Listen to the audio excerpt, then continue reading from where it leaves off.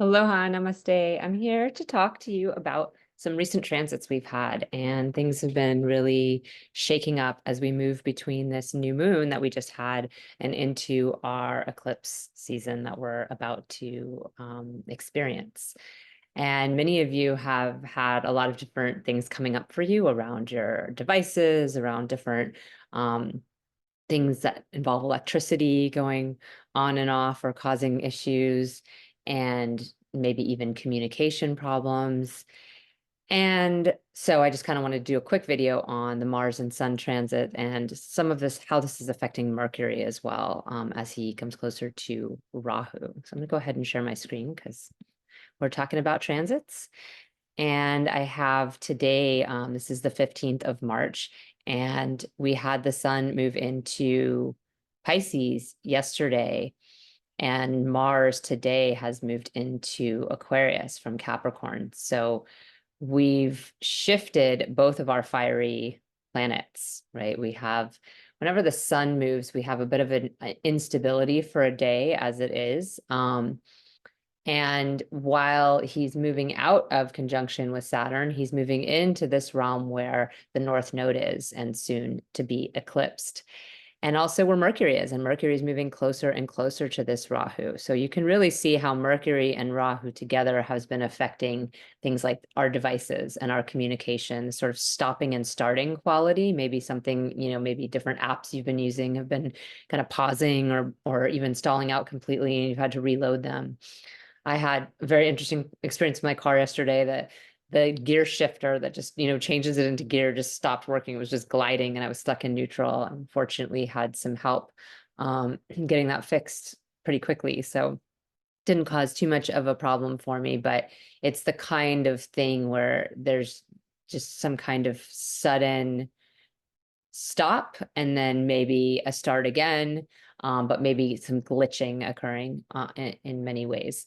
And then as the sun moves closer to Rahu, we'll see this more and more when how it will be involved with, energy and light and power. So maybe, power outages or something like that can come up. And then just the shift of our sun into Pisces. I know for a lot of people, they've been celebrating Pisces season for some time now, but it just officially moved in. And we are really starting to gather our power more from our spiritual connections, more from our connection to source than from our, concept of society and our mental energy that we might imagine how things are in the future. And Pisces were really kind of just seamlessly existing in a realm where everything's connected. And so we might get a little dreamy, we might get a little spacey, and the part of us that's already been experiencing that has been Rahu there since the end of November, and Mercury's been there, for about a week. So we've been working with this energy, this Piscean energy a little bit, but now really our source of power is coming from this place and our connection to source. And truly, it's a better place for the sun to be than Aquarius, because in Aquarius, it's ruled by Saturn and there's a lot of constriction on our power. We feel powerless in many ways. We might feel empowered by, being a part of a collective, or empowered by what we see as wrong and our irritation towards that. But actually, our irritation towards that is going to build and grow as Mars moves deeper into Aquarius. And our capacity to really streamline the place we're coming from as we address everything that we see in the world is going to be a lot more empowered from an internal place. Like it's an internal empowerment, because Pisces is an internal sign. It's a feminine water sign. So we're like getting our power from our emotional state. We're getting our power from our capacity to feel everything and to really receive. Saturn was also a bit of a blip on the sun, because the sun and Saturn are very inimical to each other. That quality of humility and diligence and hard work that Saturn brings to the table dims our light in many ways. And so we see ourselves shifting out of that place. But at the same time, both Venus and Mars are going to be moving into Saturn's energy field. Mars here in Aquarius is fighting the battle for society. It's really strong on getting angry over social issues. And in Dhanista, it might not show as much because Dhanista really still has to do with, those vasus, the elements and the sun and the moon and the stars, bringing things into manifestation. It's continuing that energy that we had in Capricorn at the end of Capricorn there. But as Mars moves into Satabishak, which is where Saturn and Venus are right now, we'll really start to get angry about the corruption we see in the world. We'll really start to get upset about the things we see that are not fair, and the entities that are holding power and the ways in which they're keeping people from their own power, or not allowing people to freely move about in a way where they can also be empowered. And so we'll start to see more and more anger come up around that.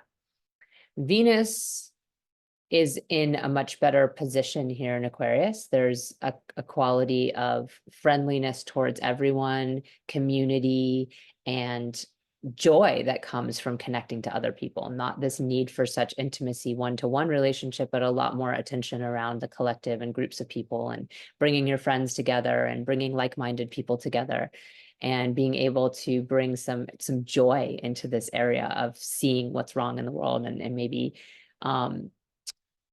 coming up with solutions that connect us rather than separate us, where Mars can really separate us here and really create divisive and fighting energy. As Venus moves closer to Saturn, we might feel more of the fear and loneliness that comes up, but Venus and Saturn are quite friendly. Mars and Saturn are not. There's a lot of intense energy, and we can recognize that Saturn's in this position of authority here. It's his house. It's his sign. He knows the appropriate amount of fear to have. He knows the appropriate amount of commitment to have, and he's operating with a lot of intelligence, whereas Mars is not operating with a lot of intelligence here. That fiery energy, that desire to have consistent, dedicated practices, physical practices, gets a little lost in this airy field of Aquarius. We might want to fight for the future, but we don't really know how to do it and to actually show up with discipline and courage in order to make that happen. So we kind of lash out because of our fear, and this can get a little dicey. So I just wanted to touch in on these things that are coming towards us. We also have Saturn moving into really close, even closer drishti to Jupiter. Saturn casts a 3-house drishti gaze, and you can see the degrees are coming closer. So we're also getting more and more serious about our beliefs.